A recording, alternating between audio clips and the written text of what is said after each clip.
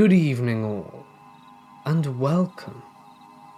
I hope you're ready for our stories in the deep woods tonight.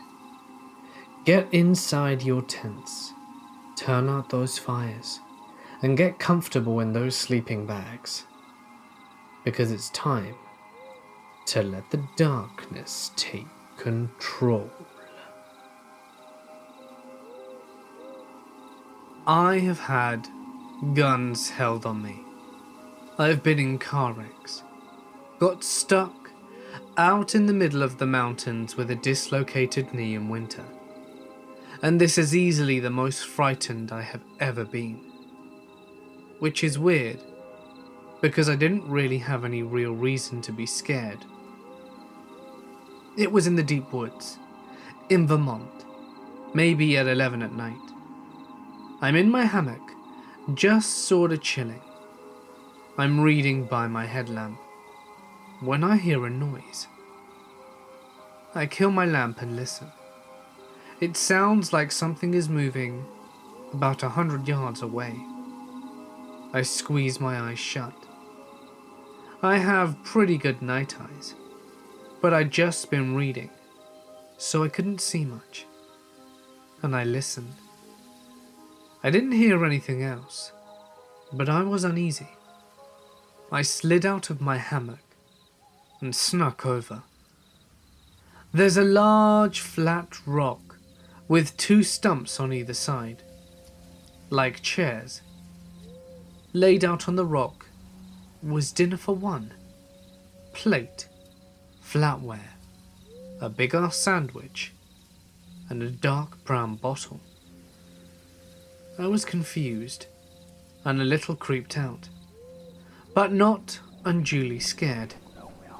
I reached for the bottle, not to drink it, just curious.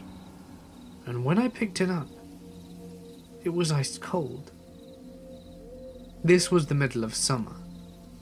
There was no way it had been sitting out there for more than 20 minutes. As soon as I realized that, I got that horrible ripple down my spine, and the feeling of eyes on the back of my neck. I put the bottle down real slow, and put my hand on my pistol, as I always carry a .45 in the woods. I looked around and didn't see anything, but I still felt like somebody was eyeballing me. I walked back to camp, and my head was spinning like a top. I was ready to piss myself. I made it back to camp, but the feeling inside me persisted. If anything, it was worse. It reminded me of all the times I had to go down into my grandpa's basement as a kid and walk past his old stuffed deer head. That feeling of terror, and the knowledge that if I ran, it was going to get me. It was just like that. I was scared out of my mind, but by the time I got back to camp, I was sure that if I ran, something was going to pounce out of the trees. I left all my shit and walked maybe another 20 yards through the trees to one of the mini craggy cliffs you get out there, white-knucking my pistol as those shivers rippled from the back to my neck. Every horror movie I'd ever read, every scary story I ever told, it was all bouncing around my head. I put my back to the rock, and I stayed there. I had that feeling of being watched by something that had no love for me until about 3 in the morning. When the sun came up, I packed my shit and booked it. I didn't go back to the table. I just got my gear and hoofed out of there as quickly as I could. I had to sleep another night in the woods before I was out, and while I didn't feel anything, I still hardly slept a wink. Now, I'm fairly certain there was some kind of explanation for the food, and I'm sure the feeling I got was that I was just scaring myself. That said, while I love to camp in the Green Mountain State, I haven't been within 50 miles of that spot again. And I still have nightmares about it. In the early 80s, when I was 8, my family was visiting my uncle, who lived in backwoods Missouri. He lived on a lot of land, and the only other people who really even lived on the street were relatives, so no one else ever just happened to be out there. This meant no one ever locked their doors, because random family members were always coming by for this and that. One night, while we were there, my parents and aunt and uncle decided to go to a nearby town to go bowling, because bowling. And my brothers, who were 11 and 12, and my female cousins of 6 and 14, and myself, also a female, stayed home.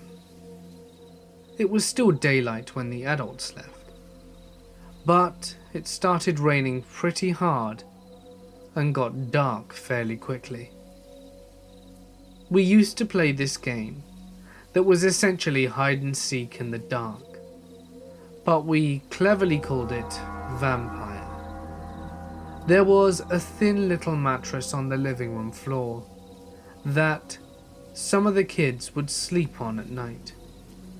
So the person who was on it would lie on the mattress and fold it over themselves like a coffin and count down to midnight.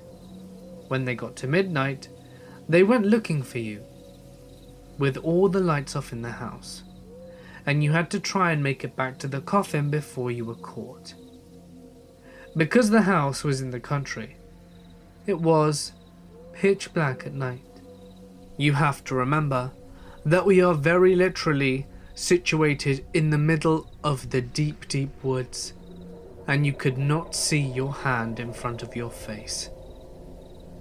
What this meant for the game is that 1, you couldn't tell where the vampire was looking, so you just had to make a break for it. And 2, if you were extremely lazy, and I'm sure by now you can guess which one of us met those standards, you could just hide in the living room with the coffin and get to base quickly. Ben, my 11-year-old brother, was it, and was doing the standard countdown. I was hiding maybe 6 feet from him.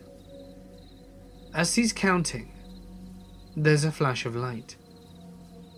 I don't know if I was already looking at the living room window, or if the lightning made me look. But with the backlight of the lightning, I see a man with his face against the window. He had his hands on each side of his face, as if he were trying to peer in, and looks exactly like the stereotypical creepster. Heavy set, scraggly beard. I could feel every hair on my body standing on end. Immediately, I began trying to convince myself that I didn't see what I saw. But then Ben sternly whispered, "If anyone is hiding in here, stay still." I sort of croaked out, "I'm here," right as there was another flash of lightning. The creepster was still there, but was no longer trying to look in the window. Instead, he was now looking towards the front door. Ben and I immediately knew what was coming next. From where he was standing, the creepster was probably only 5 feet from the front door. Ben was the same distance, but there was a couch between him and the door, and Ben leapt over the couch and locked the door right as the creepster was trying the handle. At this point, I guess Ben decided It was best to let the creeper know that people were home and that we knew he was there, because he flipped on the porch light and then started turning on the lights in the house. This is going to sound weird, but I was too terrified to panic. Having said that, I was relying completely on Ben to know and tell me what to do.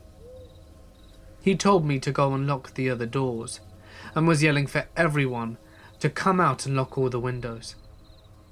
Honestly, the next few minutes are a haze in my mind. I remember everything up until this point extremely clearly. Then I remember the end very clearly, but I'm less clear about the middle. I know that I locked all the side doors and then the sliding glass door on the back of the house.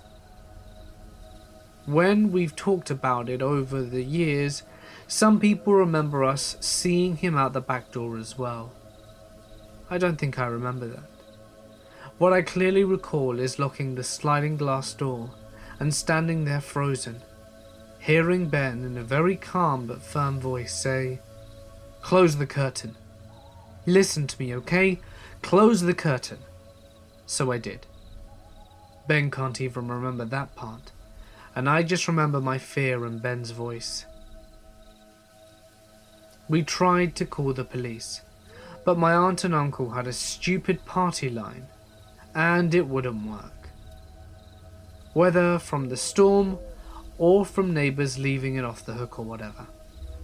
For the record, they are the only people I've ever known with a party line, so this wasn't normal to me either.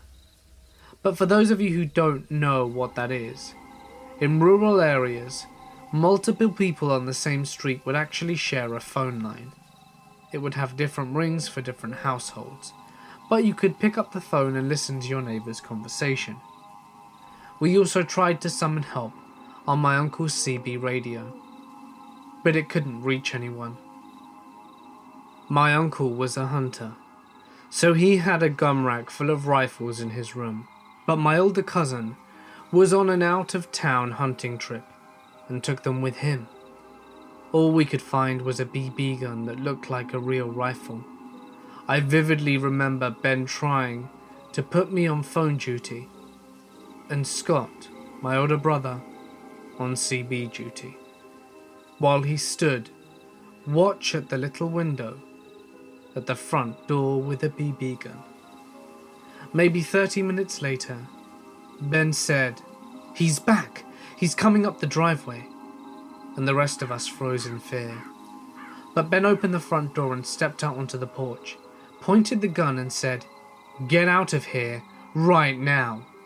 Then we hear our cousin Kyle, who lived down the road, say, "You know that's a BB gun, right?" Even though Kyle was only 15, I remember that we felt like we'd been saved when he showed up. Kyle seemed really skeptical of our story, like we were playing a trick on him, even though we had no idea that he was coming, but he stayed up with us until our parents arrived home. Honestly, I don't even remember if we even told our parents what happened when they got home. There was definitely no police involvement though. We just went on with our trip, but never played vampire again without some mention of that night. My brother is 7 years older than me, so when I was around 9 or 10, he was in high school and had to hide from our parents that he smoked and dipped tobacco. As a result, most days of the week after he got home from school, as I was homeschooled, we'd go out into the woods for an hour or two. We lived way out in the country, in an already rural part of East Texas, so there were plenty of woods to explore. The land south of our house was all owned by a mining company, and my parents didn't want us going out there. So we always crossed a fence to the north of our house and explored the woods out there. very likely someone's local property that we had no business being on. But when you live out in the country, you figure you'll have plenty of sign before you accidentally walk into someone's backyard. After a few months of venturing out in this area, we never travelled more than an hour's distance from our house, and always in daylight. We decided one day we'd just keep walking and walking. My brother smoked and spat into a Dr. Pepper bottle. We entered big pastures and drove back into even deeper woods. Whenever we talked about it, we've always said that we must have travelled at least a mile, but we usually say far more. Eventually, we came across a circular pond. I distinctly remember having a much higher rim on one side, and my brother explained that was because a tractor had dug it out and piled up more dirt on one side than the other. We kept on going past the pond and entered another patch of wood, and we came out and saw that the tree line curved around sharply to the right, and the clearing we now stood in opened up far wider. We went in that direction, and while my memory of getting there is a little hazy, I know that we suddenly came across a very large white building surrounded by a high fence. There was a gate large enough for vehicles to move in and out, and a dirt road leading away from the facility. We could hear the sounds of activity and could see people walking around the outside of the fence near the gate. I'm afraid any other details I could give at this point might be coloured by false memory or exaggerations from an imaginative young brain. At that moment, we both felt the spine-tingling terror, alerting the body that something about this was very wrong, and that we were not supposed to be here. We were at least going to get in very serious trouble. We were standing in the middle of a clearing, gawking at a facility of some kind on what was obviously someone else's property. We were seeing something deep out in the woods that we had never known was here. All this time we'd spent walking around these woods, if we had just gone a little ways further, we would have stumbled across this. I remember standing there for a moment longer, asking my brother what this could possibly be. He told me something along the lines of, "I have no clue, but we really should get out of there." The tone of his voice truly freaked me out, as I remember running back hard the way we came, crossing the same pond and cutting a path as close as possible to the route we had travelled.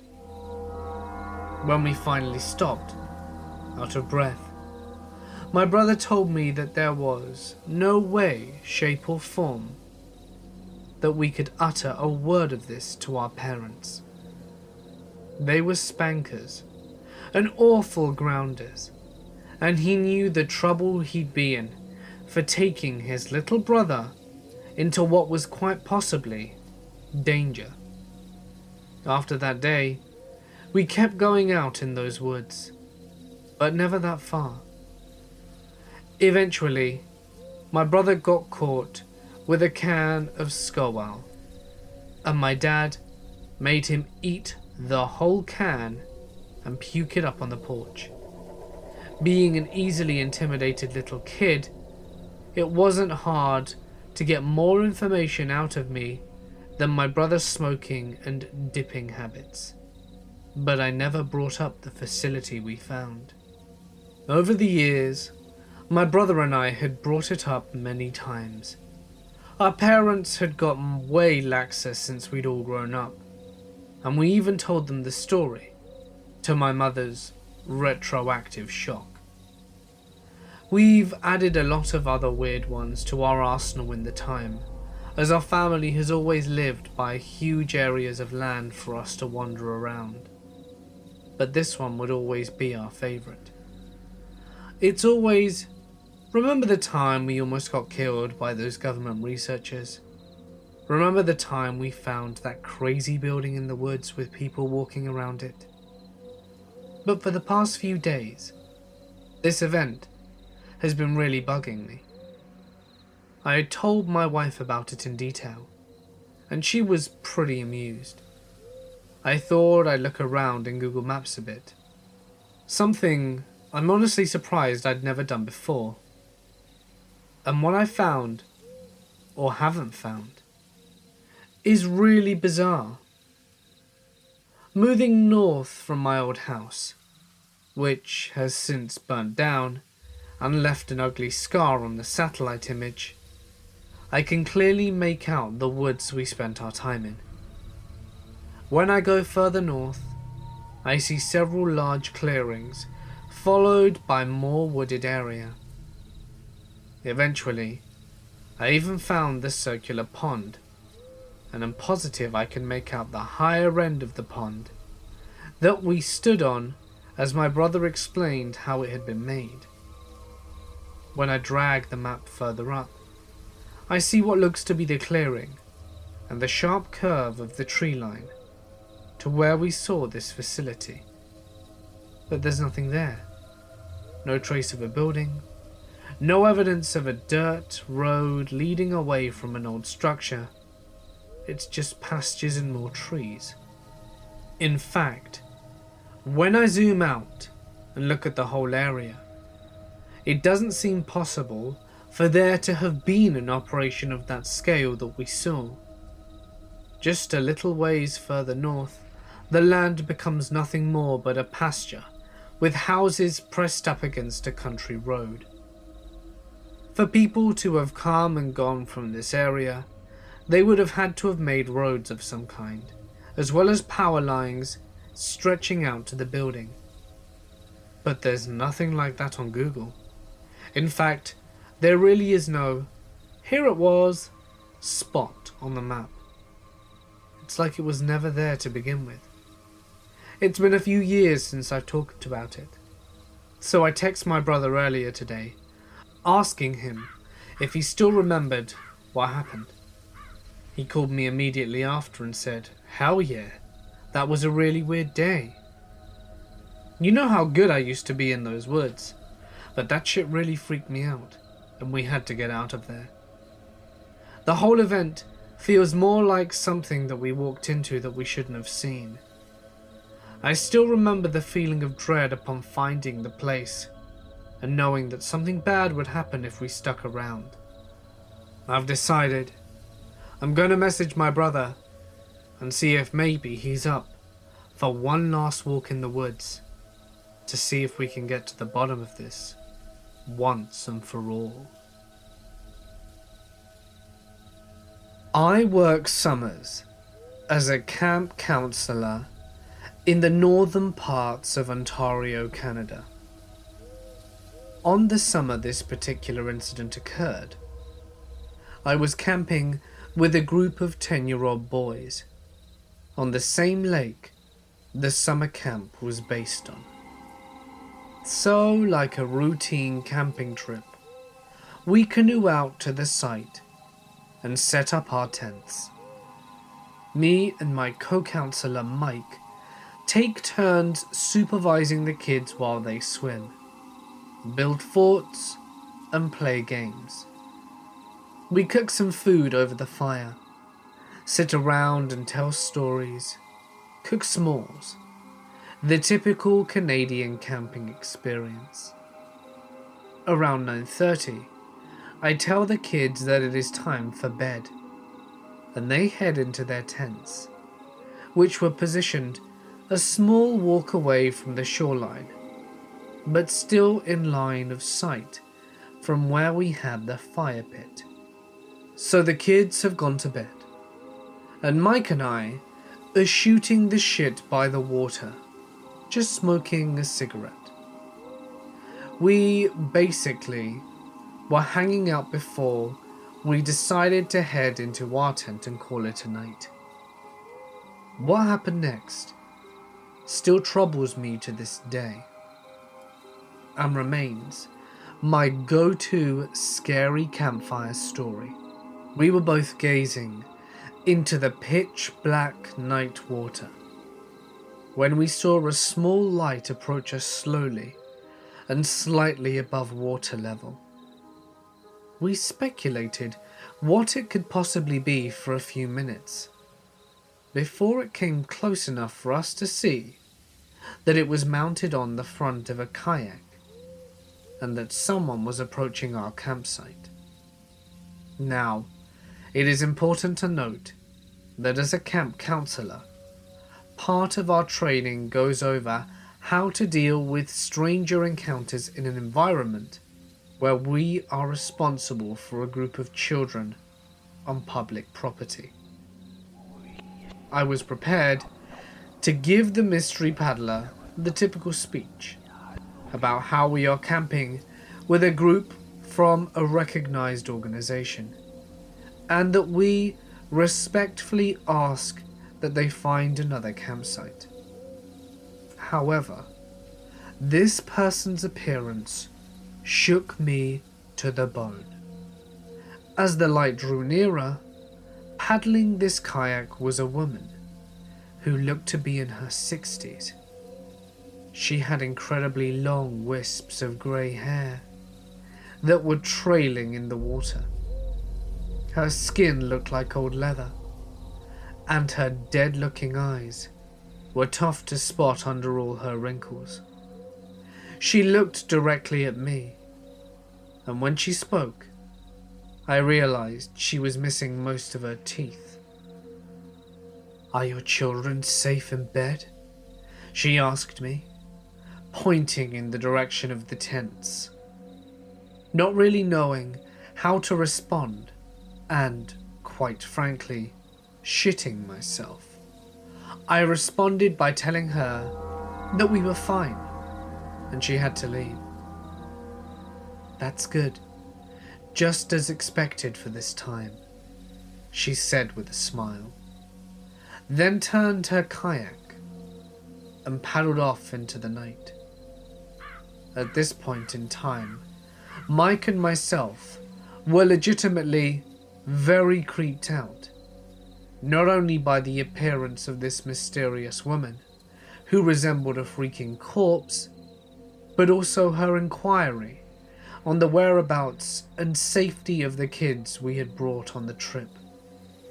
Not knowing what else to do, we grabbed our hunting knives and sat by the fire after checking on the kids. Half an hour later is where shit started to get really creepy. Across the lake, a female counselor was leading another trip for kids of the same age group. She sent me a text which read something along the lines of, "Hey Sean, stop screwing with us. This isn't funny. My kids are really creeped out." I instantly called her and let her know I had just seen someone near my campsite that seemed eerie, and that I was not trying to play a joke. Apparently, one of their kids had opened their tent door to take a piss, and had seen a woman with long hair standing with her arms open towards them near the shoreline. My boyfriend and I are a young couple in their mid-college years. We decided that we wanted to get away from working and our studies for the weekend. So we took a trip to the nearest hiking trail that is part of the Appalachian Trail. We decided to leave on a Friday once I got off work, and backpack up the trail in order to camp there over the weekend. You see, I work in a restaurant and it is very difficult to have a set time of when I am going to leave work. I ended up leaving work around 4, but we said that no matter what, we would be going on this trip. We finally left for the trail, and we began hiking at around 5:30. My boyfriend was an Eagle Scout, so we had all of the necessary supplies for a successful camping trip. A tent, sleeping bags, sleeping pads, pots, pans, stove, clothes, food, and of course, necessary substances to free our minds after the long hike. The first part of the hike was absolutely exhausting. It was all uphill, and we were both carrying at least 40 pounds in our metal-framed backpacks. An hour later, we finally passed the first shelter. If not, many of you know, a shelter on this trail is a 10-foot by 15-foot log cabin that only has 3 walls, as it is open to the outside. It is specifically used as a shelter to sleep in or hide from the rain. Midway through the hike, it began to pour dramatically in the forest, and sooner or later, we were both soaked from head to toe. The fog grew quickly, as it had been a hot and humid Friday. The trail became very slippery, and our pace slowed down tremendously. We had hoped that we were getting closer to the campsite, but it turned dark very, very quickly. We took a rest in the dark as it poured on us, in hopes that we would find our headlamps. Once we managed to find them, we placed them on our heads, still struggling to balance ourselves on top of the rocky and muddy path. I thought that by that point, we would never make it to the shelter. We walked, never giving up, although I wanted to, as my socks and shoes were wet. I was tired, hungry, drenched, and cold. The temperature had dropped more than 25 degrees Fahrenheit as we made our way up. It was around 8:30 when we finally made it through to the second shelter and campgrounds. There was a split in the path.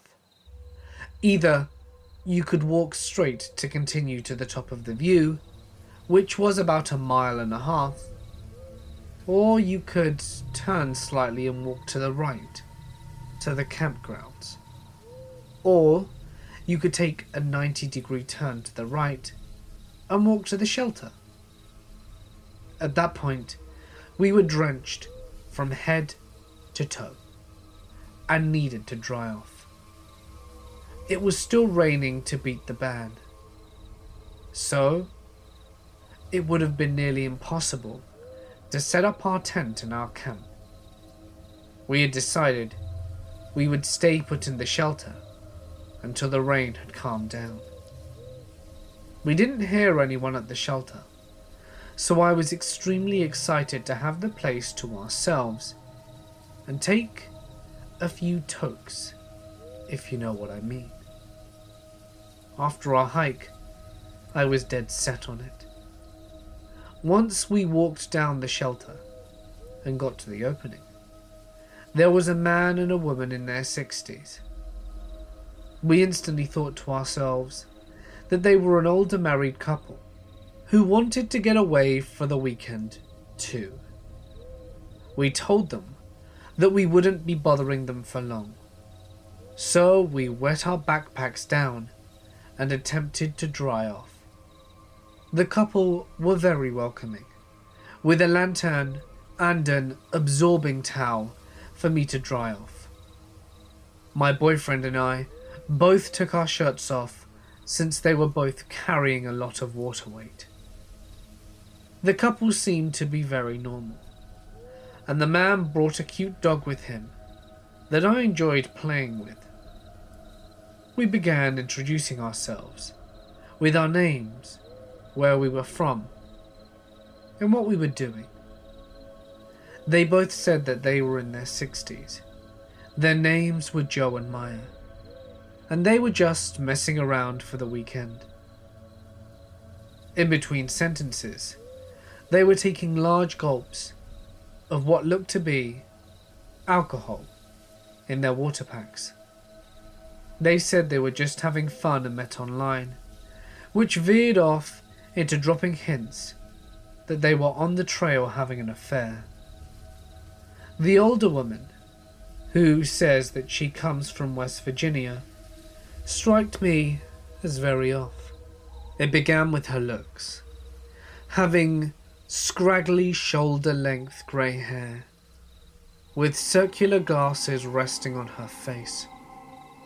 Her teeth were very dark, nearly covered with a brown film, as if she had used hardcore drugs in the past. She wore a pullover, hiking boots, and jean shorts that nearly exposed everything. Joe, on the other hand, was just your average white male, who had grey hair and a tad overweight. They spoke about their past employments and what they had done in life. Maya said she was a writer, which I did admire. Information about ourselves was exchanged too, since they seemed very friendly. I was in a bad mood though, and very irritable until I smoked some.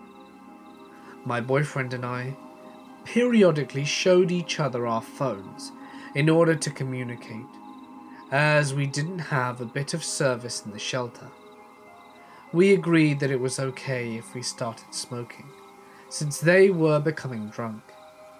They said they didn't mind, but would like to join. I thought it was absolutely insane that they wanted to smoke too. The man only took 2 hits, but the woman took many. She was struggling a lot to even flick the lighter. The guys began their own conversation, and the woman and I veered off into our own as well. The woman began with asking me to tell her a story. As she inched closer and closer to me, she would ask me to tell her a story. She grew more and more demanding, saying, "Tell me a story."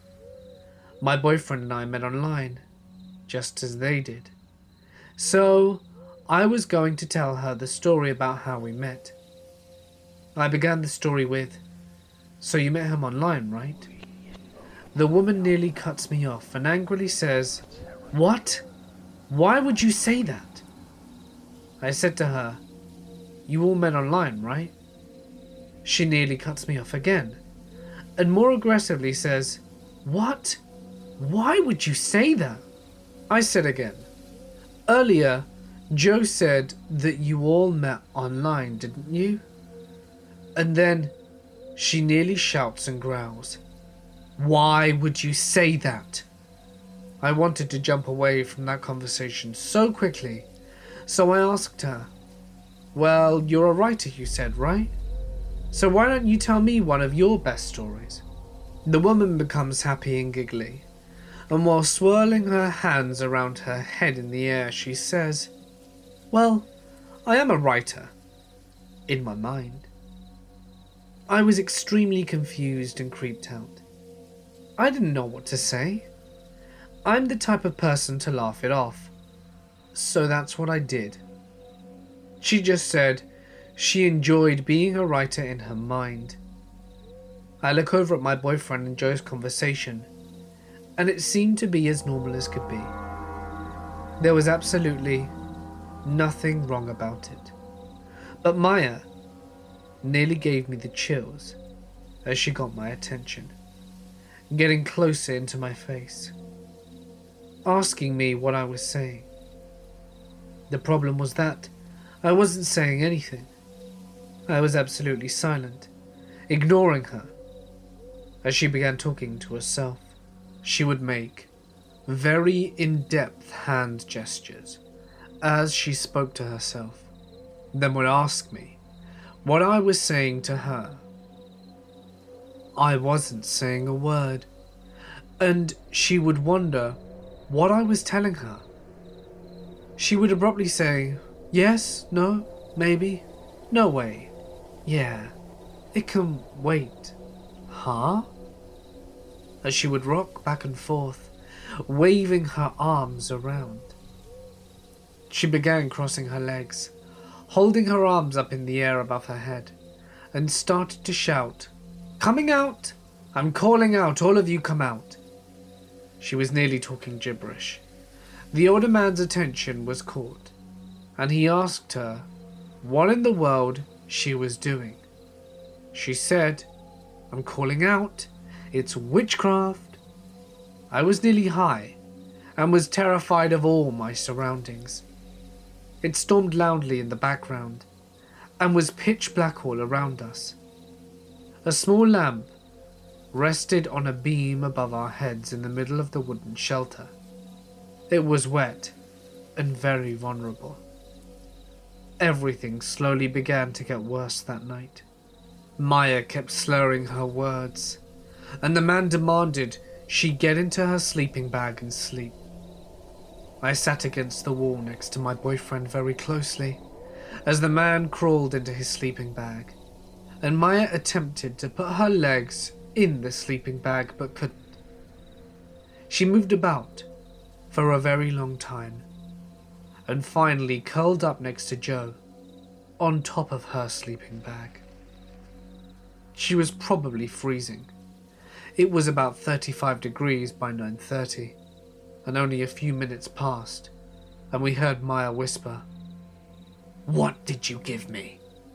She growled again, "What did you give me?" The man finally woke up and demanded, "What?" Maya hits him on the back and yells, "What did you give me?"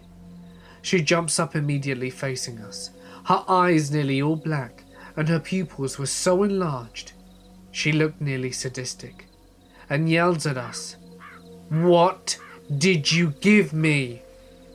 My boyfriend and I both tensed up, nearly losing our shit, and she screams asking the same question, even louder again, as her voice stretched into my eardrums.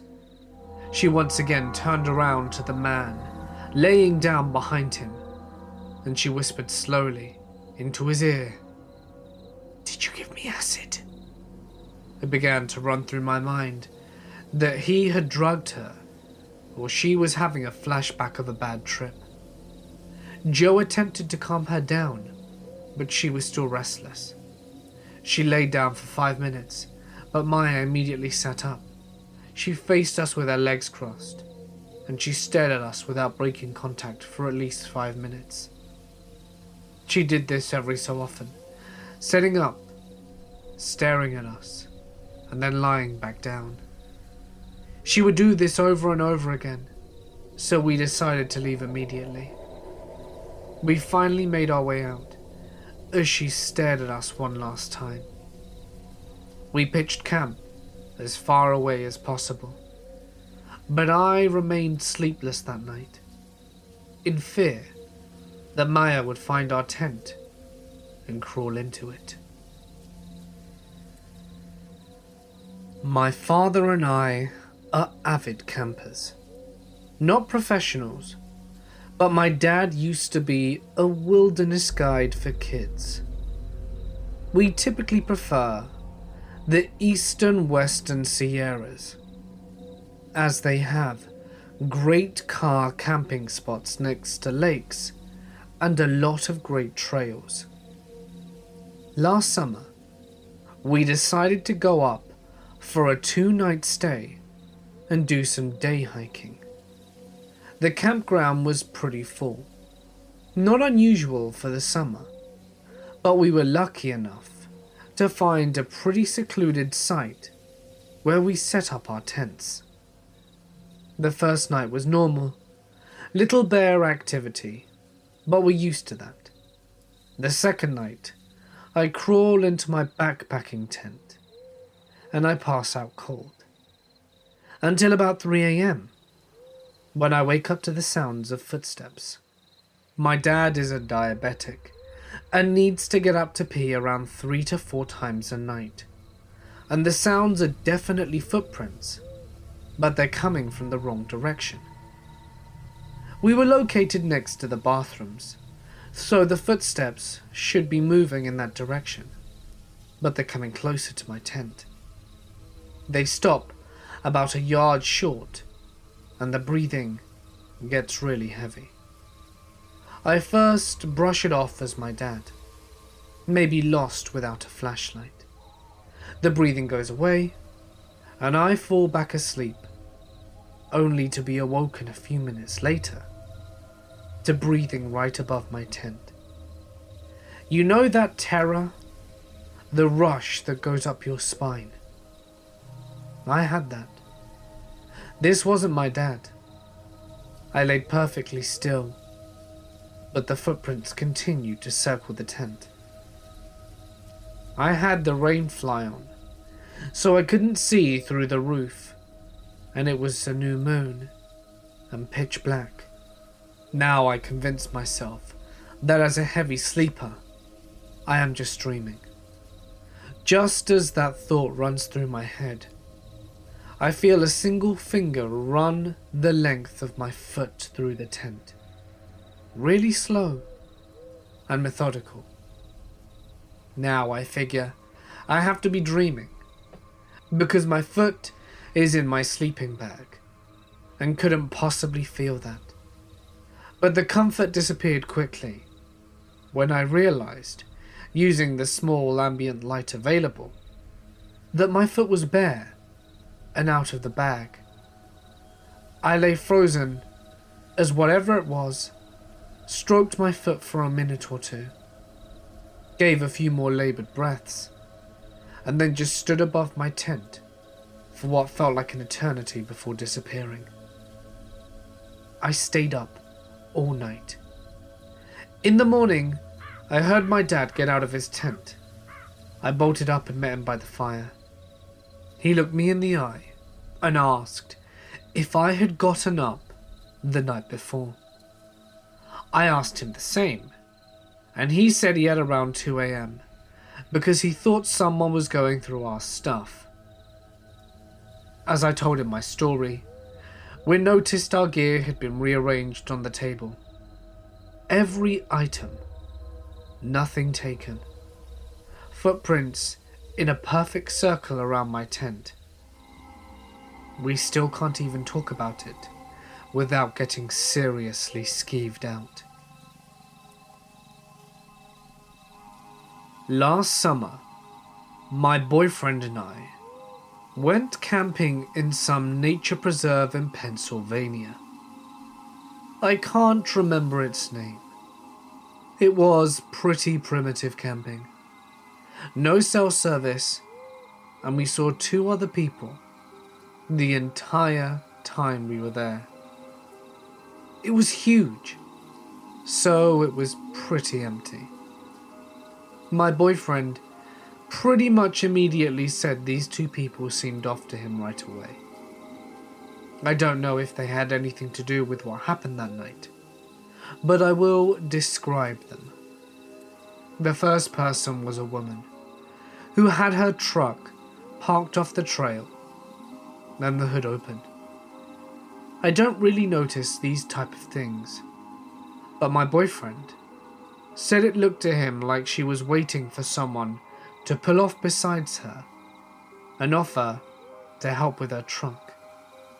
Normally, my boyfriend is the type to at least offer to call someone, but he said she skeeved him out enough, so he didn't want to draw her attention more than necessary. The next person we drove by several times whilst we were setting up. He just kept driving by slowly and looking at us. I didn't even notice though, until my boyfriend had already pointed out that he'd done it twice before. Whether these two people had anything sinister going or not, the real story had to do with what woke us at around 3 a.m. It was incredibly loud and sudden. I couldn't describe it or even compare it to anything, but my boyfriend said it sounded to him similar to a chain gun revving up, or someone using a large metal tool to scrape gravel. My boyfriend jumped up and looked out the little window of the tent. The sound happened again and again, and was getting noticeably closer each time. I was about to piss myself, but my boyfriend told me it was probably miles off. I didn't question this, because loud noises can be heard from miles off, right? Well, later, my boyfriend told me that's because he didn't want to scare me. It really sounded like it was coming from right down the little dirt road. At one point, he said he suspected it was right in front of our campsite. The only reason he didn't tell me to get out and dart for the car was because he was afraid it could be someone trying to scare us out the tent for some dreadful reason. He whispered. I should have noticed he was whispering and knew something was wrong, since otherwise he'd just speak normally, right? For me to go back to sleep. However, I couldn't, because every sound I heard made me think someone was sneaking up to the tent. Eventually, my boyfriend told me to get out and help him pack up. It was maybe 20 minutes after the sound stopped. He held our only weapon, a machete, in front of him. It was a full moon, or close to it, and we didn't need a light. While we were packing quickly, I noticed an empty beer can close to our dead campfire. It wasn't there when we were asleep around 10 p.m, and neither of us had bought any beer. Thankfully, we got out of there, and for the rest of the trip, we either camped in areas well populated by the campers, or got a hotel room. I was hiking and camping in the Okefenokee swamp. My girlfriend and I were far from being the only ones there. But when we woke up one morning, we took a canoe out in the swamp to explore. It was early, and there was a thick layer of fog resting just atop the water. The whole swamp was completely still. No animals in sight at all. We paddled down the waterway for a while and saw nothing else. Not a single person. Not a bird. Not anything. We did not hear a single sound.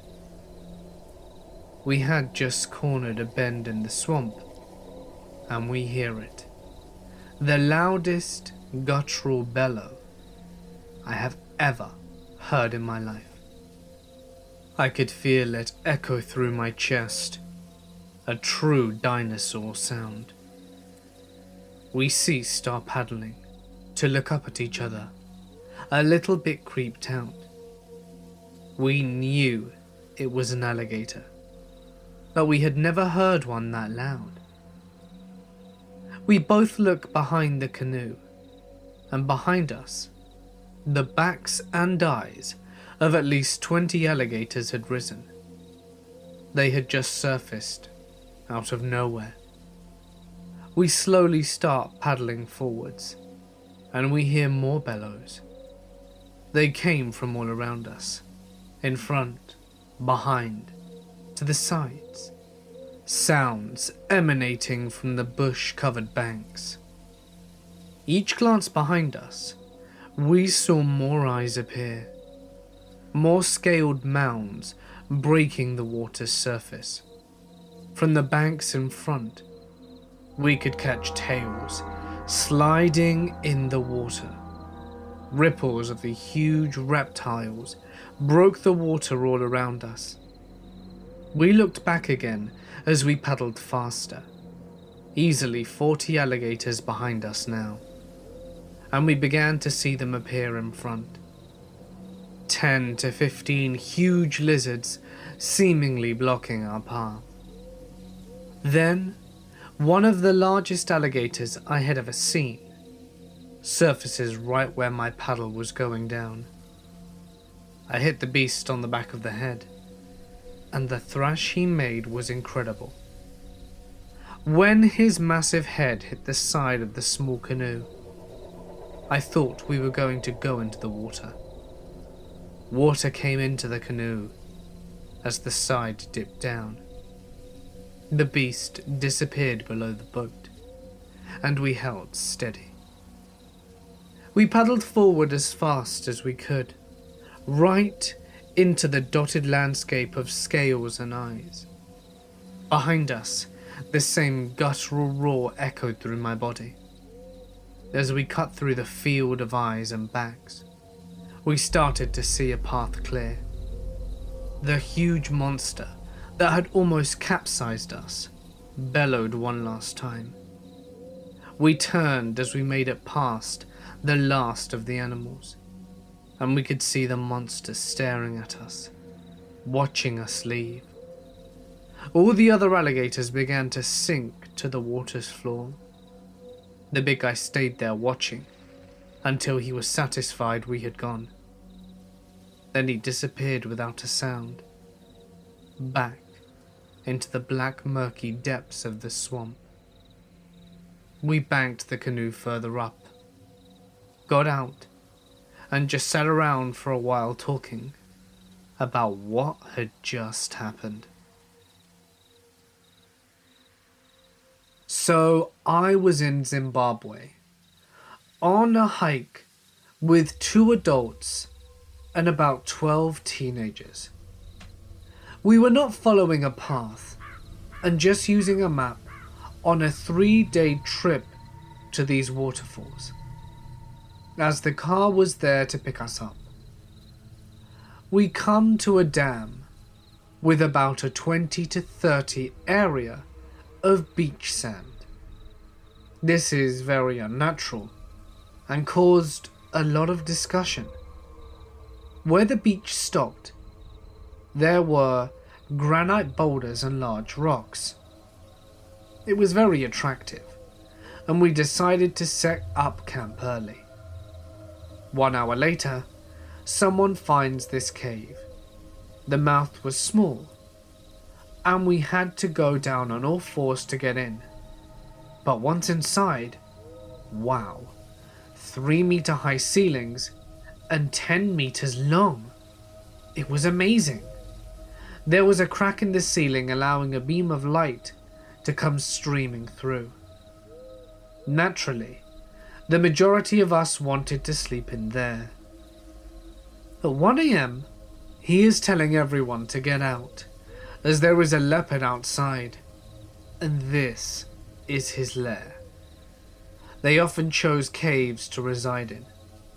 I'm not too fazed, as this guy was always scheming up practical jokes. So I rolled over and pretended to sleep.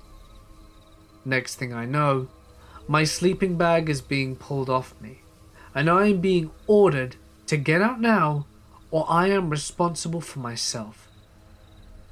I then realized he was not kidding, so I scurried out.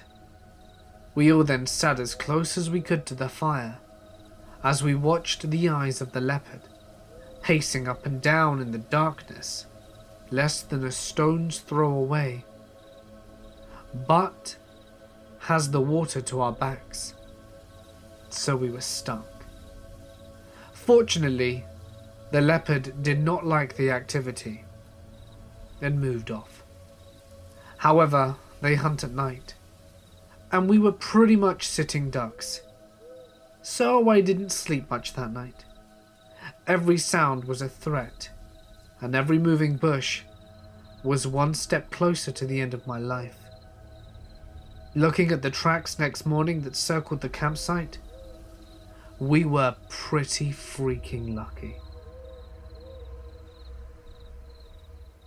I live in the foothills of the Appalachian Mountains in northeast Georgia. It's a beautiful area with hundreds of miles of national forest, some great state parks, and a ton of fantastic camping places. Unfortunately, my hometown is also relatively poor.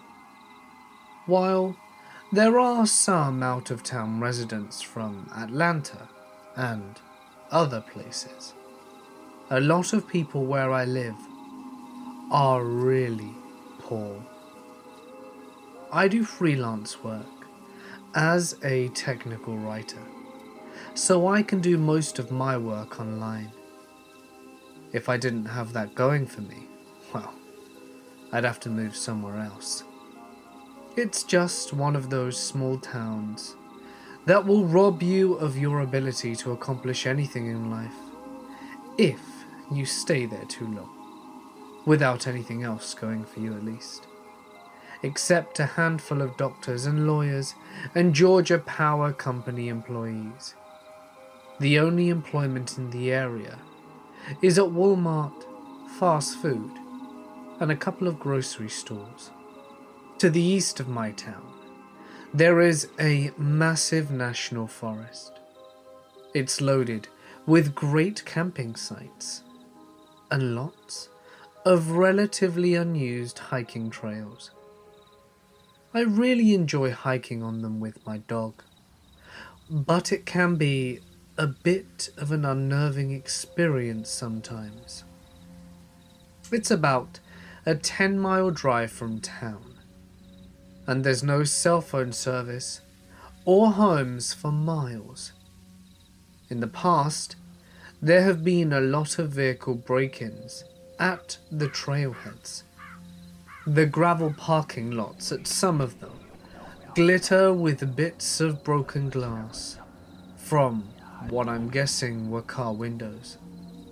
Sometimes there are really shifty people hanging around these trailheads, or just driving around on the forest roads.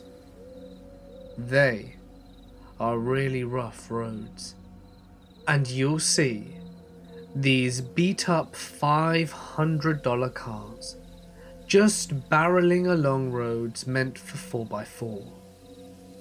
Some of the people you see in the cars look like the guy that got crushed by an ATM in Breaking Bad. All that being said, it is still a great place to camp. However, you just have to be careful. So a few years ago, two of my friends and I decided to go play paintball in the National Forest. I know, it probably isn't legal. We decided to turn the paintball expedition into a camping trip, so that we could play the next morning too. After a pretty uneventful day of shooting paintballs at each other, we drove a couple of miles to one of the more popular camping spots. But unfortunately, a church group or something had taken up all the spots in the area. This was really the only camping spot that we were familiar with, and it was getting pretty late.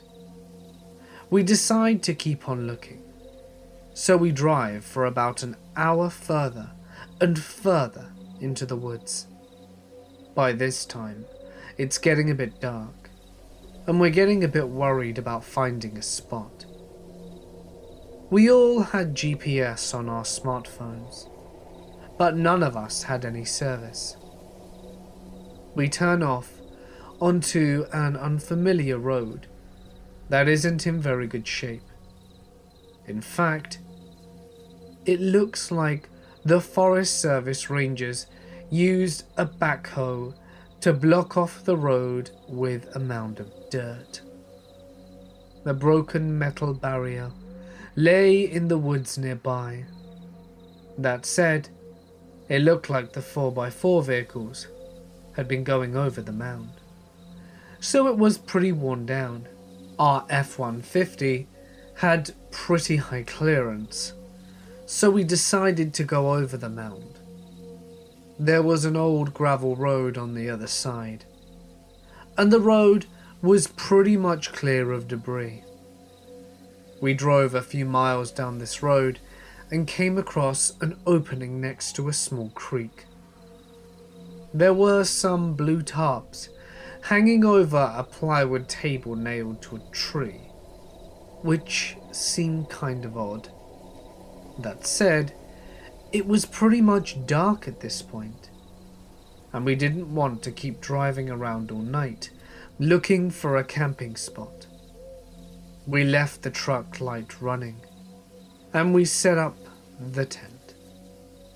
As we began setting up the tent, I started to notice that there was a lot of trash in the woods surrounding the site. I see a green bottle laying on the ground. I take a look at the bottle, and I see it's a bottle of Home and Garden insecticide. I was really tired at the time, and just thought that someone had been dumping their home garbage out there.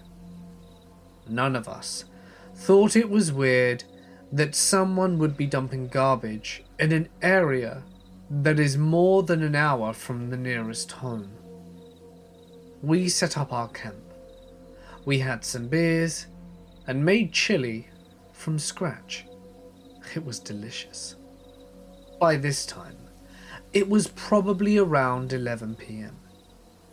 As we're eating, we notice a faint glow from the other side of nearby hills. At first, we thought it was moonlight filtering its way through the trees. However, the angles didn't make sense. It didn't seem to be a bright light, and it wasn't moving. It was kind of like that glow you see over a bright city. We couldn't see the light source itself, though.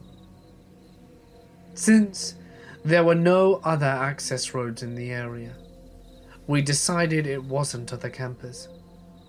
The hill was about a quarter mile from our campsite, so we decided to investigate.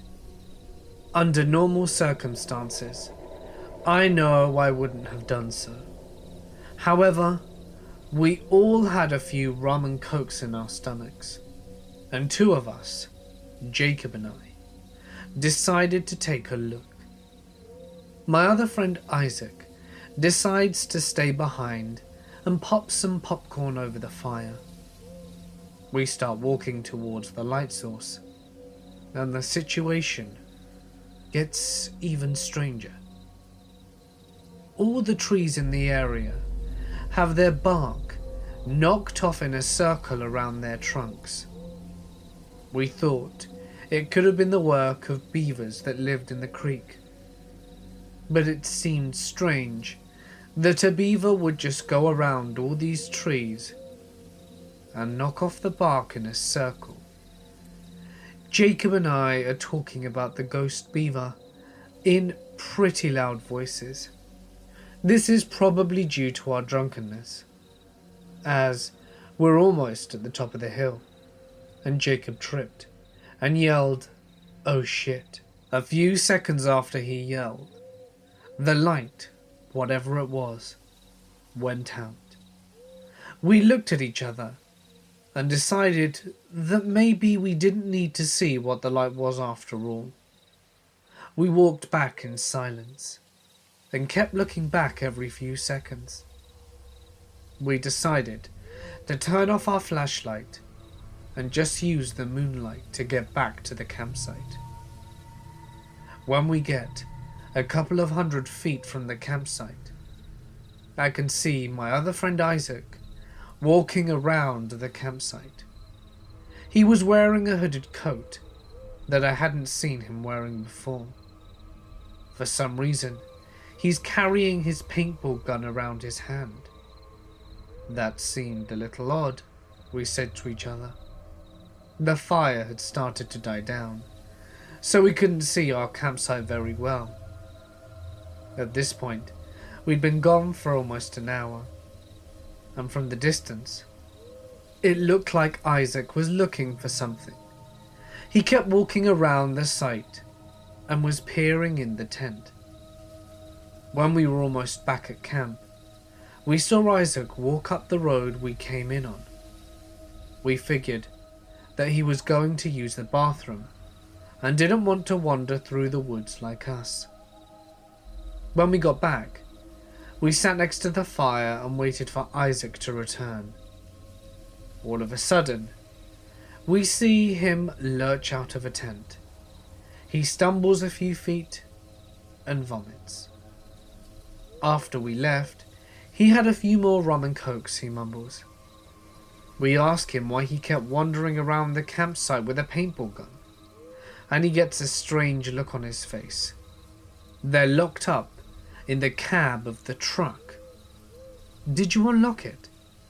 We go and check the truck, enter the door code, and see that all our paintball equipment was just as we had left it. The keys to the truck were still hidden in a magnetic fob underneath. I get a sinking feeling in the pit of my stomach. Isaac, what were you doing after we left? I ask. I was watching a movie on my phone. Then I fell asleep, I guess. But you were walking around with a paintball gun, right? Did you just change jackets? Isaac said he had been in the tent since we left, and that he had been wearing the same unhooded fleece all night. Someone had been walking around our campsite, and it wasn't Isaac. At this point, all of us are way too drunk to drive, but we decide to go ahead and pack up and go back to my house for the night. We don't bother packing up the tent. We just fold it down with the sleeping bags and everything in it. We jump into the F-150 and I start to drive out. When we get to the dirt hump, we see something grey blocking our path. The metal barrier that had been lying in the woods earlier is now back on its stand, right on top of the hump. By this point, all of us had sobered up to the situation, and no one wants to get out of the cart and try and move the barrier. I had a metal guard on the front of the F-150, so I drive forward slowly, tapping the metal barrier with the front of my truck. It falls right off. I assume it just must have been balanced there, and we drove over it, slowly. We were terrified that it would pop one of the truck's tires as we drove, but fortunately, it did not. As we drive down the road, we see a vehicle following us with its lights off. It's probably 1,000 feet behind us, but we keep catching glimpses of it as the moon reflects light off it. I start to drive as fast as I can on the Forest Service road, and the other vehicle keeps pace. It doesn't get any closer though. It just stays 1 or 2 turns behind us. We can only see it when the road straightens out. And after about 45 minutes of speeding along gravel roads, we make it back to the main paved road. I start to drive everyone back to my house, but I decide to go a different way just to be safe. I didn't get pulled over for a DUI, luckily. Camping can be fun, but very rural camping can be dangerous. I've driven past that metal barrier since that time, but it's always been in place. I would never go down that road again though. A mate of mine and his cousin decided to go on a motorbike trip around their native country of Australia. Unfortunately, on the second day, the cousin's wallet falls out of his back pocket, and it was only hundreds of kilometers later that he noticed. A note to everyone: never put your wallet in your back pocket. Anyway, now the two of them were forced to rely on only my mate's money, since all of the bank branches refused to give my cousin any money without ID, which was of course in his wallet. Matters were complicated later when they filled up with non-sniffable Opel petrol, which buggered up their engines and required them to pay a mechanic to fix. The end result was that they had almost no money, and any money left had to be rationed for petrol. They were eating 2-minute noodles for every meal and sleeping rough. In some towns in the middle of nowhere, they would go to local pubs just for warmth and company, but could not afford to buy beer. One night, they stopped at a town that consisted of a handful of houses, a caravan park, and a hotel. When they went into the hotel, they met all the locals, including the local cop and owner of the caravan park. Mr. Caravan Park started talking with them and was getting pretty chummy because he knew that he was the only place offering accommodation, and camping in the area was illegal due to the presence of crocs, the reptile, not the equally scary footwear. Realizing that if they revealed that they were planning on illegally camping, Mr. Caravan Park could tip off the local cop. They sneaked off without anyone realizing and headed out of town.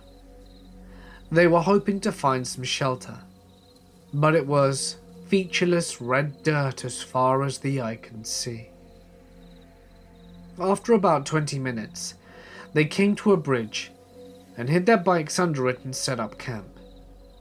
Even though they were in the middle of nowhere, road trains would come by regularly, which would be loud even from a distance, since the sound travelled so far and was deafeningly loud as they went over the bridge.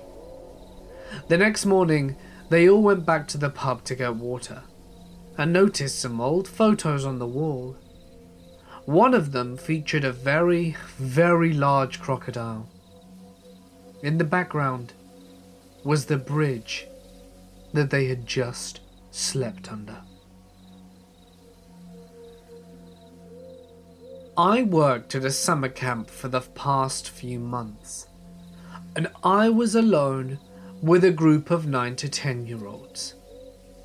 The week started typically with a homesick camper. So the story goes that George can't sleep. I gave him the typical fun things at camp spiel. George calms down and lays back in bed. I lay there for a while longer, until I'm confident he's asleep, because I'm not allowed to be asleep while campers are awake. When I started going to sleep, I hear humming. This frustrates me, because I'm tired. It begins growing louder and more distant. It's really bloody creepy, and it even wakes the other kids up.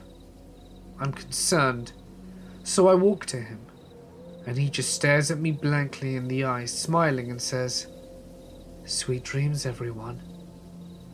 He didn't have any recollection of it the next morning. No incidences until later in the week. It was around 11 o'clock, so all the kids are finally asleep. So I pass out until I'm woken by a crying kid. I ask what's wrong, and he says that George is scaring him and a few other boys. I see George sitting in the middle of the room, humming that tune with his head hung down. Kids around him are crying and trying to get his attention. I tell them to lay down. It'll be okay. I sit next to George and try talking him out of it, but he won't budge. I start tapping on him, trying to shake him, but he won't stop. He's just getting louder. All of a sudden, he jets up and looks around and just chuckles, walks to bed, and silently lays down. I convinced the other kids he was just sleepwalking or some shit. They calm down and fall asleep. But I can't sleep. I felt like he was staring at me all night. I went camping on a 5-mile hike off main routes here in the local woods. Just packs, food, drinks, and fire starting gear. There were 4 of us. It was around 11 p.m. when a friend of mine said he was going to walk alone back to the cars, take his, and go get more drinks. The only place open that we knew would sell them would have been 15 to 20 miles away. We all agreed don't bother because of how late it was, but he left anyway. I gave him my good mag light, and he went off. About 30 to 60 minutes after he left, the noises started. Sounds like a cross between an injured bear and a person imitating a Bigfoot. We figured it must have been said friend, and we all called him out. No response. No more noises. Another 15 minutes pass, and we figure he either really left or passed out in the woods. So the remaining 3 of us go to check on the cars to make sure he made it to them. All we had was one bad lantern and a phone light to guide us. And after about a mile or so, we heard the noises again. Called out. No response. But we heard the sounds of branches snapping and rustling towards our camp. We decided that one person will head to the cars and the other 2 will return to camp. I ended up being one of the 2 to head back. Friend 2 took the lantern and we walked back just using a bit of moonlight on the phone. We walked for a mile but didn't see our campfire, but we could smell the smoke. After about 10 minutes, we found the ashes. It didn't burn out. It was smothered with water, but not by us. Enough to say we were freaked out, not being able to see anyone else out there. We couldn't start a new fire, so we decided to cut and run, loaded our stuff, except for 1 or 2 items, and hiked for about a mile until we roughly hit the spot where we separated from friend 2 and heard the noises again.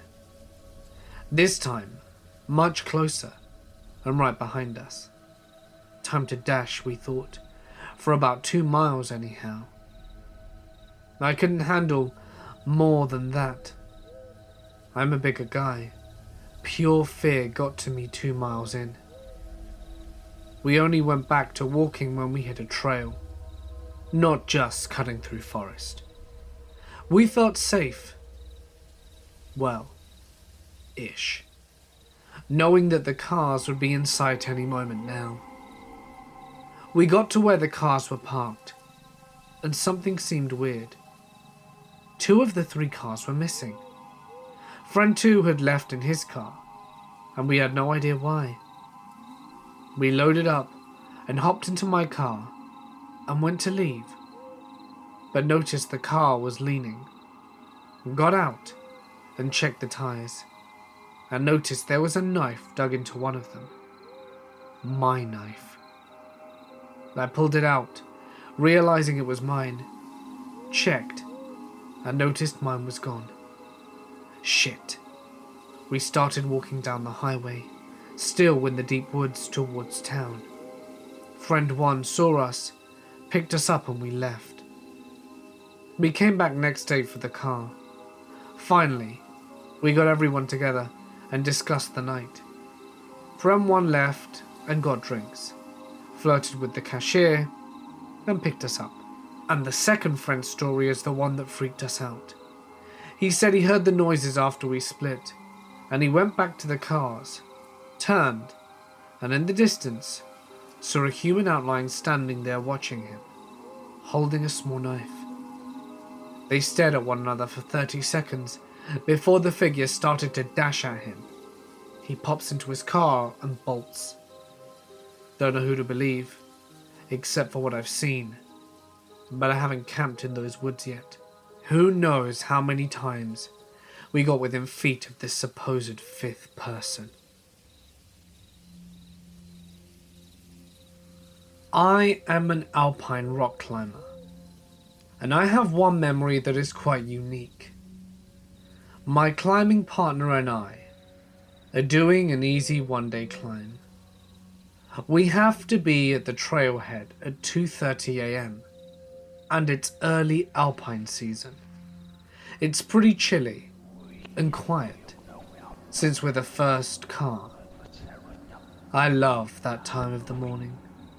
The stars are out and there is enough moonlight to see by, and it's cold. Different than winter cold. It's that windy mountain cold of early alpine season. Anyway, we carry on to get to this pass 3 miles in. It's not quite sunny when we go over the pass into the valley beyond. And when we make it back to the tree line, it's probably 5:30 to 6 a.m. and the sunrise is just hitting the peaks, and it's absolutely majestic. The valley stretches as far as the eye can see, filled with a pink fog lit by the sunrise. I'm soaking in what is one of the better sunrise sights I've seen, when I see this naked guy run through the trees about 100 feet below us, just trotting at a very determined pace. I think he's running for the trail, so we agreed to start going down after him. But the guy leaped over the trail and continued on into the woods. We started after him, called out and got no response. We continued on, and there weren't really campsites beyond where our destination was. The closest trailhead on the other side of the divide was 23 miles away. We were probably 6 miles in when we saw him, and were almost surely the earliest people on the trail. We didn't see any other lights, and none of the campsites we passed had sign of any recent activity. I am originally from a major city in southern Ohio, and outside of town there are a number of smaller townships. One of these is known as the more country bumpkin or redneck part of town. It's not even in the same county, but is part of the general area my city is thought of as. In the woods, there is this legend of Hell's Church, an old church that burnt down, where Satanists do rituals now, or a Satanist church that burned down by a ritual, depending on who you ask. There are a number of Hell's Churches myths in Ohio, in many different places, but this one was closest to us, and a number of my guy friends decided they wanted to be ghost hunters and check out haunted places around where we lived. We were all juniors in high school, and while all of us obviously thought this was just stupid bullshit, we thought it was funny to go out and scare ourselves. Plus, most people had cars or driving licenses by now, so we were enjoying this new burst of freedom. I'm a scaredy cat about most stuff like this, but I was the most tomboyish girl in the group, and always kind of wanted to be able to hang out with the guys. Plus, some of the girls in the group, who I was closer to, were going, so I didn't want to look like a loser nor a pussy. So one day in November, we decide we are going to go out one night and try to find this church. We had actually been to this location once before that fall, but one of my friends had a curfew.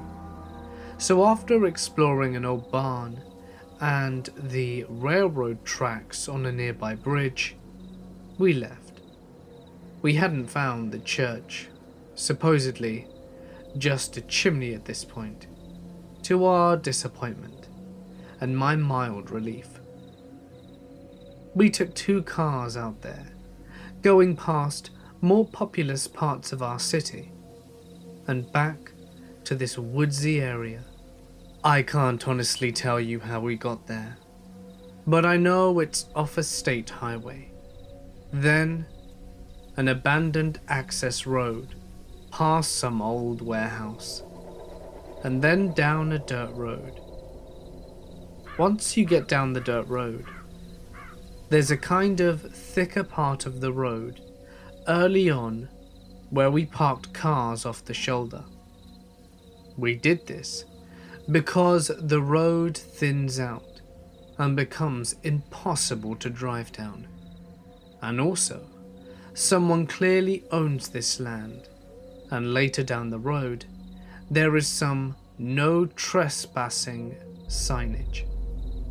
I'm sure tons of kids come back here, so it didn't seem odd to me that they wanted to block this place off. I barely thought twice about it. We get out of our cars and start walking to the dirt road, wandering off the path from time to time to check out barns or clearings where we thought the chimney might be. At first, it was just scary because it was dark and old or whatever. But then the barns started to get weirder. Like, they were filled with weird spray painting symbols and bullshit. But that's not what bothered us. We figured whoever was there before us did it, which I still 100% believe. But also other stuff, like dead owls that looked like they had been opened up, though they were dried out and decomposed by the time we got there, and other bits that looked like they may have come from animals.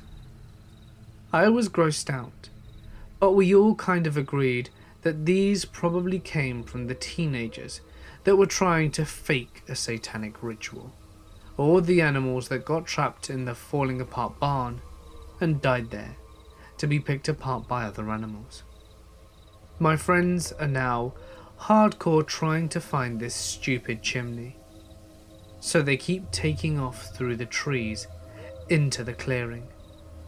Myself and the 2 other girls, who were there kind of hanging back on the tree line for most part of it, getting a bit more nervous and a little irritated each time we came up empty. As we kept going, we find a bike on the tree line. It's a bike that perhaps a 12-year-old would ride. That's a little creepy, but fine. Whatever. It probably belonged to someone who owned the land, and we decided that we were just going to go up a bit further, and soon enough, we find another bike. This one is older, a little rusted, but still undersized. We didn't talk too much about the other bike, just kind of mumbling that it's probably still nothing.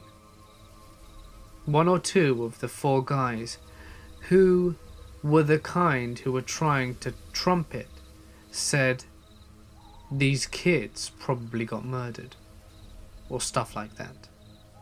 But no one is really having it. By this point, we've already been here for 2 hours, and it's getting very late. Plus, I think we're all a little more creeped out than we want to admit. We decide to head back to the cars, and I'm feeling relieved. Happy to be heading back to my house and getting the hell out of there. But things never work out that way, do they? By the cars, we see a road that goes straight up a hill through the trees.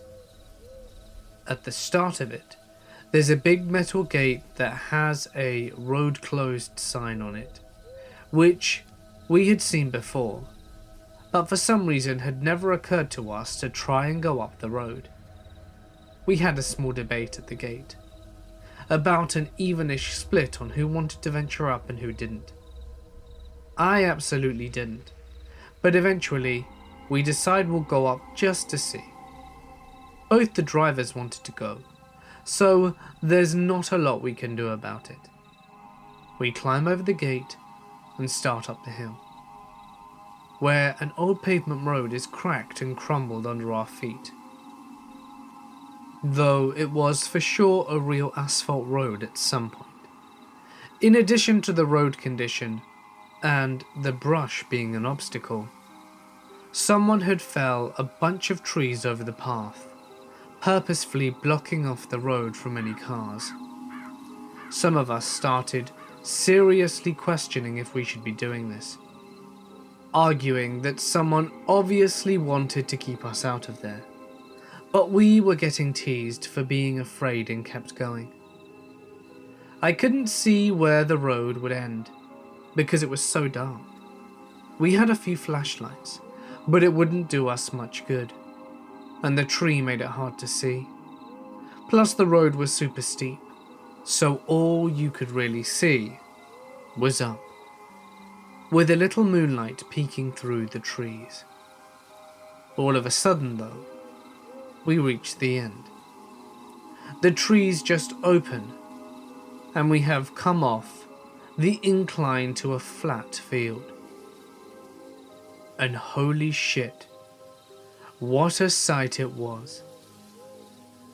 It's the flat field with a tall prairie grass on either side. Probably 2 to 3 feet high and pretty uniform. The path we are on splits the large clearing we are in down the center and leads through the grass to a cul-de-sac with 3 buildings. 2 look like they are farmhouses, with 1 barnish building. They were wood, and while they may have been painted at one point, they looked like they had mostly weathered and had been stripped by time. I see this and I am done. I want to leave. But of course,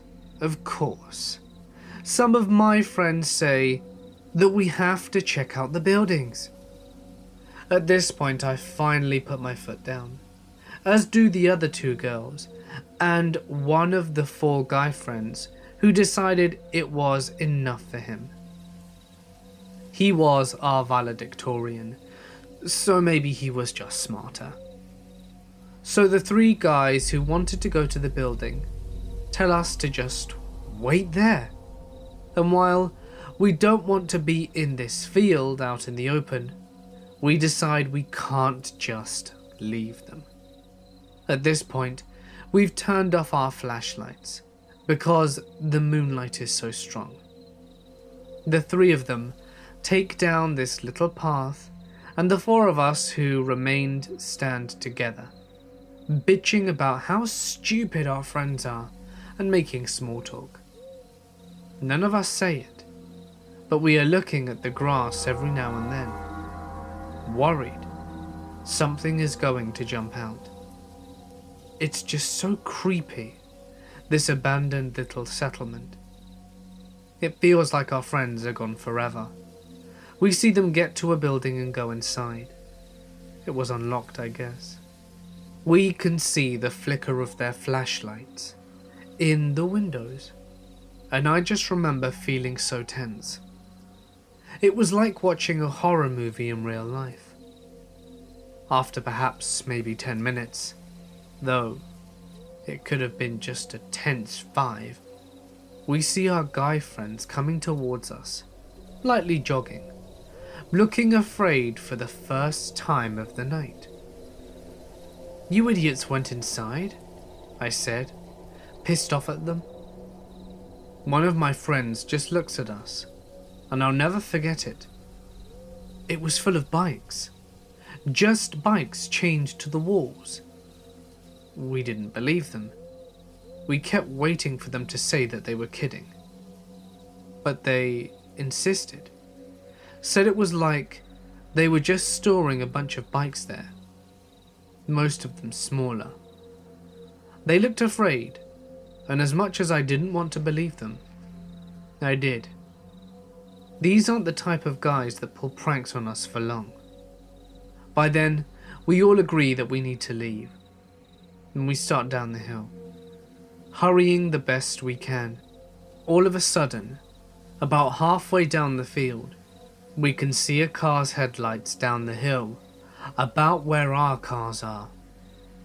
We see them pass slowly, and we know someone is down there looking for us. Because it's so far off the beaten path, we figure it's one of two things. The cops. And we are going to be screwed for trespassing. 2. The people who own this land, or these houses or something, and they're going to either call the cops or murder us. We know the road isn't long, so they'll probably be turning around, circling back soon enough. And because our cars are there, they'll probably wait for us. We are all whispering about this as we pick up the pace, sprinting down the hill as fast as we can. I'm not a good runner, but I was hauling ass, getting down as fast as I could, basically hurdling over the fallen trees. Once we get down the hill, we don't see any headlights, but we know they can't be far off. One of our friends yells for us to jump in the cars, and we're fumbling with the doors like a horror flick, too nervous to get into them. We get in, and just as we start the cars up, we see the headlights speeding down the road. A giant black truck roaring up behind us. The truck seemed larger than life, raised up off the ground. The whole thing was terrifying, but extra terrifying was that we couldn't see who was driving in the dark, and with the headlights behind us. We peel out of there, totally pedal to the metal. The truck is still following, bearing down on us as our 2 cars race out of there. The car is also getting very close, threateningly close, almost as if it were trying to run us off the road. We're all screaming, looking back at the truck, fighting for some distance. Once we get to the highway, we're switching lanes trying to escape. Luckily, we were in sedans, so it was a lot easier for us to weave in and out of cars. But the truck is persistent and still chasing us. We are in 2 different lanes, but don't want to get too separated from our friends.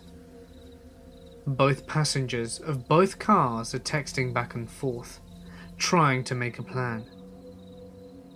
It took about 15 minutes to lose the truck. I'm not sure if the distance was too much, or if they turned around, but once we got to a big shopping centre, we docked off the road and into a Sonic parking lot.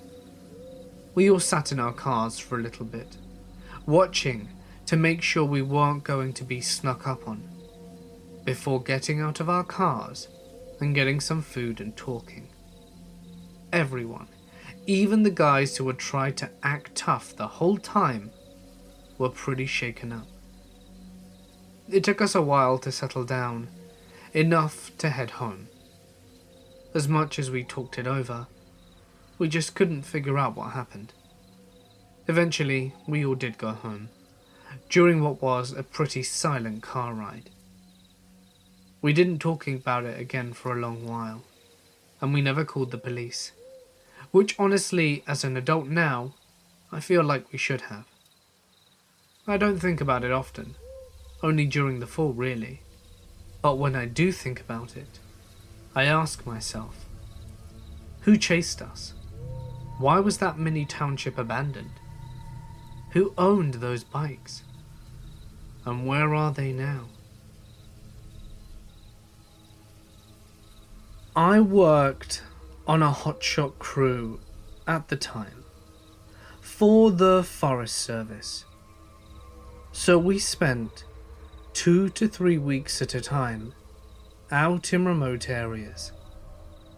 We covered a large amount of ground on foot, generally no way near trails or common backcountry traffic. We found plenty of strange things, like stashes of guns, creepy old trapping cabins, and even had to shoot a bear once that was way too interested in our spike camp. We took bear matters extremely seriously. After a crew member was attacked by a bear in 2008 while performing a burnout operation. Bears are no joke. They are seriously dangerous. Well, one day, my buddy Greg and his saw partner were following the fire, cutting line. Suddenly, Greg noticed a pair of Carhartts, half buried in the ground. "Ooh, Carhartts," Greg said with enthusiasm, plopping chew spit out. Greg's saw partner knew something must be up, as he noticed from a distance that Greg pulled out his chew and flicked it on the ground. Greg always saved his chew for a 2-use cycle of consumption, and his partner gave him that chew an hour ago. As Greg picked up the incredibly heavy pants, they still had legs and parts of the vertebrae inside them, the upper half of the body totally missing. Turns out, some poor guy got torn apart by a bear. Literally torn apart. They found the rest of his body a quarter of a mile away. Must have happened a few years ago, because the remains were all bones. The Carhartts were completely intact. We thought it would make a great Carhartt commercial.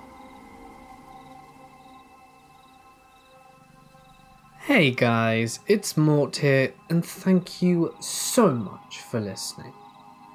So I wanted to give all of you a little bit of an update with what's been going on with my internet. For those of you who are wondering why I hadn't actually been putting pictures into the videos lately, this is why. Essentially, I've had some really big problems with my internet. It's been really slow, it's been very hard to upload, it cuts out sporadically, all of which is making working life very, very challenging.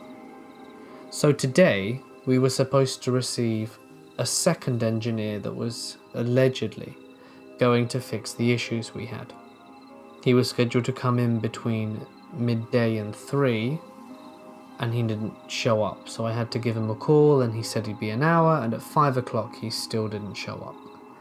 And after leaving him a voicemail, he didn't ever get back to me, and about 6:30 I got a message from the company saying, "We're so sorry we couldn't reach you. We'll try and reach out to you ASAP," which is obviously really unhelpful, because now I have no idea what's going to happen. So, for the meantime anyway, we're gonna have to just get used to the blank picture, so I hope that doesn't upset anyone. I know a few in the comment section have mentioned it and I've tried to address your concerns, but that just is why. I'm hoping to get it fixed as soon as possible, and even though the company themselves are relatively useless when it comes to fixing things, I'm starting to think that it's perhaps the building that we live in that might have an issue. So, I don't know. That's just mere speculation. We'll have to wait and see. This is also the reason why today was a compilation. It's because I spent all day waiting and preparing, and I couldn't record thinking that he was going to turn up at any given moment. And then, of course, when I got the text message, it was a little bit too late really to start everything off, unfortunately. So I hope you all didn't mind. These are some fun stories as well, so they're always fun to listen to. But certainly going to have a new topic for you tomorrow, and I hope that everyone's good. If you enjoyed the video, please remember to drop a like, leave a comment, and press the little subscription button and bell icon to be notified every time I upload. If there's a story that you wish to share, feel free to send it to my email. I'll try and get back to it as quickly as I can, even though the internet is really bad. But yeah, go ahead and send it over. Just please try and paragraph it. Use plenty of punctuation, as that does help me read it and you guys listen when I read it out. But anyway, for now guys, I'm gonna sign off. And I'm sorry if you found the rant uninteresting. I just wanted to vent how frustrating it is trying to deal with this and getting no help from the provider. But anyway, stay awesome, and I'll see you in the next one.